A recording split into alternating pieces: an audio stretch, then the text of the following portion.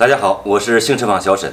今天有位车主跟我说，打开空调以后，空调不怎么制冷，而且还频繁熄火。我们来看一下是哪里的原因。本期所用到的工具简单一些，10个、7个的小套头，快速扳手，一个小秸秆，一个鱼钩钳。打开空调。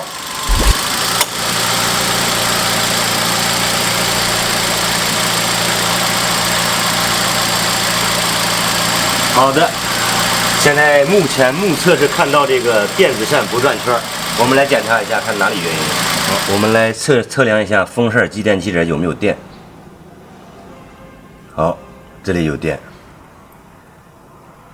好，控制电源也有电。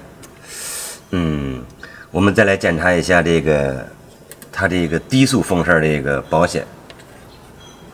好，这里也有电。现在初步判断应该是电子扇不转圈了。我们把电子扇拆下来检查一下。好，这个电子扇在这个空气帽子底下，我们先把空气帽子拿掉，拆掉进气软管，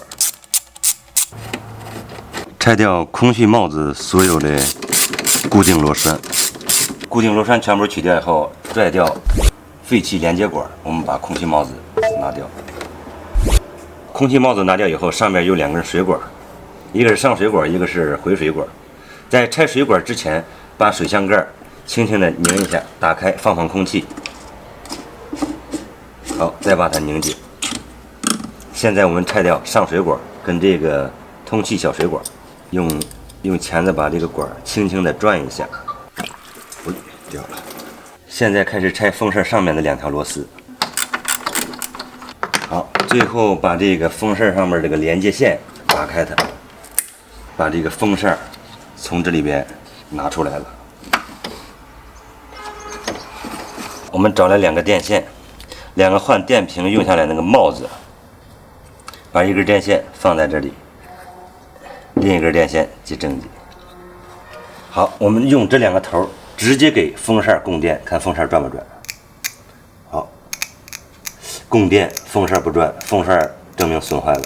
我们拿来一个新的风扇，我们来测试一下新的风扇。好，没问题。我们安装一下新的风扇，试一下再。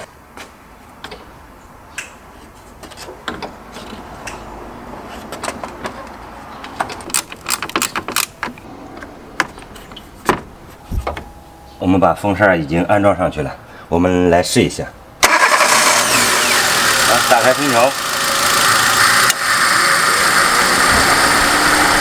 风扇运转正常。刚才我们检查。电子风扇、散热风扇不转圈，现在换上新的以后，我们试一下。打开空调，看它制冷效果怎么样？制冷效果也非常不错。这个频繁熄火的现象也消失了。好，最后我们把空气帽子安装好，把这个钳子安回，安装完成。造成这种现象的主要原因是风扇自然老化引起的。本期节目到此就结束了，大家有什么问题和建议，在屏幕下方留言，咱们下期再见。